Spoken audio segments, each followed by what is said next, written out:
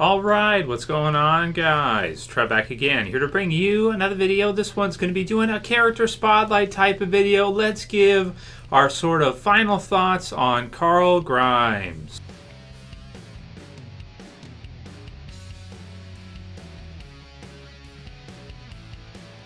And spoiler warning, as per usual, if you guys are not caught up for The Walking Dead, which is up to the mid-season finale for The Walking Dead Season 8. So going into the second half for this season, I wanted to do a character spotlight now while we have time before we get into the second half and it gets kind of crazy and that kind of thing.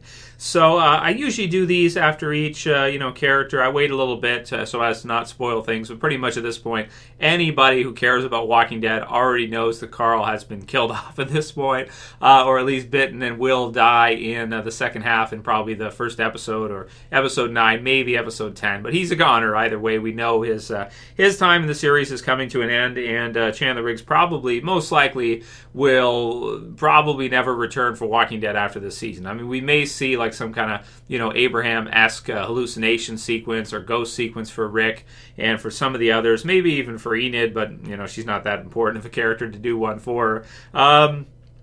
So we might see him back in that capacity this season, but after that it's probably done, and we'll probably never see Chandler Riggs reprise his role as Carl again in the series ever. Also because it doesn't, from kind of the things that have been said about it outside of The Walking Dead and kind of his dad kind of voicing his thoughts on Facebook and this kind of thing, it doesn't sound like it's probably the best relationship. So we'll probably never see after this season Carl again or Chandler Riggs again in the show, which is really crazy. I mean, it is such an early death for a character in The Walking Dead. When you look at the comics, some of his best stuff in the comic book series is still yet to come. I would really say that this volume right here, Whispers into Screams, and a lot of the volumes around here, this is volume number 23, where it heavily involves the Whispers. Carl is a huge part. Here's Lydia, who is one of the Whispers, who ends up being Carl's girlfriend, which is, again, this is and not like in the TV series where he kind of has this thing going with Enid. In the comic book series, Carl loses it to her, that kind of thing. In the TV series, unfortunately, he dies a virgin, which really sucks. But yeah, in the comic book series, he hooks up with her, and then he has some kind of love triangle going, which is still kind of going now, between Sophia, who's alive in the comics, and Lydia, and kind of who he's with, because he's been friends with Sophia from the very beginning of the comic book series, very, very close to the very beginning. I mean, this would be translated to season 1 kind of stuff, and so, it's a really interesting kind of dynamic that may turn out to be even better than kind of the Shane, Laurie, Rick one, which is kind of what happens with Carl and what does Sophia do and this kind of thing, because he's with Lydia. And so it's really great stuff. It's some of the best drama, I think, in the series. And it's kind of really cool because it's a coming of age for Carl in the comic book series. So this Carl, unfortunately, we never got to see in the TV series. And I'm very saddened that we never did, because this Carl is awesome. This is a super badass version of Carl. He's still young and everything like that. You can see right here, he probably looks even younger than he even does currently in the Walking Dead TV series in Season 8. Man, Chandler Riggs looks way older at this point in Season 8. It's crazy. It doesn't even look right based on, what he should look like at that time versus in the comic book series. For example, last season, in Season 7, when he goes to attack Negan and his men, in the comic book series, he's got this big, assault rifle, and he's kind of going on. The gun is bigger than he is. The gun is huge. And he's like this little kid, he's got a hat on, and he's shooting away. And then the TV series version, it just doesn't look the same. It doesn't fit the same, because he's like a late teenager at that point, or he's, right now in real life, he's like 18 or whatever, right? So it just doesn't, for some reason, it doesn't feel the same. So it's what it is. So time skip, I suppose, could help with that a little bit. But yeah, they decided not to kind of bring it to this character. So in terms of the explanations, Ben, is because of the writing and Scott Gimple wanting to kind of work things out with giving Rick motivation to make a decision later on, which we'll see in this second half. But it brings the question, is it really worth it? Because I always kind of wanted to see this Carl in the TV series, and we had glimpses of this Carl early on. I did a throwback review on Sunday for Clear. If you haven't seen it, it's in the channel right now. And he's actually the one that shoots down Morgan, knocks him down. At the end of Season 3, he kills the kid from Woodbury, which is also pretty badass, even though Herschel doesn't like it. And, Rick is kind of like not sure about it. So it's like they started going on that path, and then they just they kind of dropped it. Later on, you do have in season 7 he goes after Negan and his men, but I don't know, man. That's it. Just like he sings "You Are My Sunshine" with Negan and all that. Just some of the parts from the comics, from after the events of issue 100 and Something to Fear. So unfortunately, he just never got to that. It never became the same character as he was in the comics. And going forward, I suppose one advantage of the comics will have is you get to see both Sophia and Carl live on further and not be just killed off so prematurely or so early.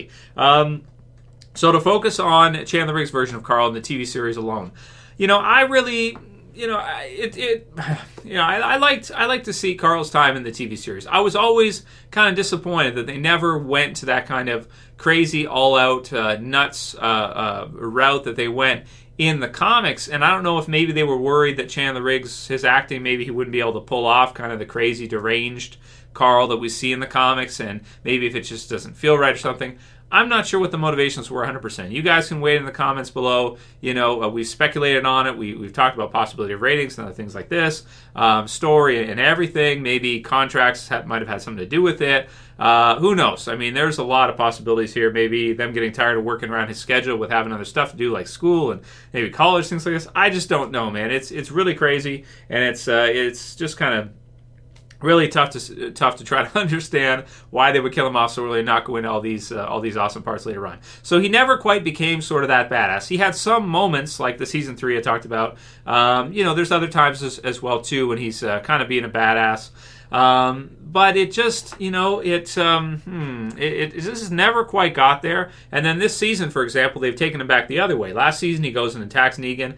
This season, he's like, questioning, like, why are we doing this? Like, is this going to be worth it? He's talking to Rick and that kind of thing, and he's helping out Sadiq, and he's doing this kind of stuff. The comic book series version of Carl feels so much different than that. They would never really do that. So in the TV series, I mean, it's pretty sad to see him be killed off at this point, because if you think back to the very first season, you see him. I remember Tell It to the Frogs when he gets all excited when he sees Rick again. He runs up and he kind of holds him and everything like that. It's a beautiful scene, right? And you get lots of those throughout the series. Him getting shot in season 2, Herschel kind of saving his life, the bloodletting episode with Shane having to go off with Otis and find the stuff they need to help him recover and everything. So he recovers, he survives. Season 5, you get the eye shot out type thing. Let's see, second half of season 5. Yeah, so that was pretty crazy as well too. Lately, you've had some kind of stuff with Enid and him, and so that's been it's been okay. I feel like I've never enjoyed it quite as much as the the stuff in the comics that he got to go through. They gave some important moments for him to characters like Carol and some of the others, like where Carol kills Lizzie. In the comic book series version, Carl kills their equivalent to Lizzie. Is Ben is his name, I think.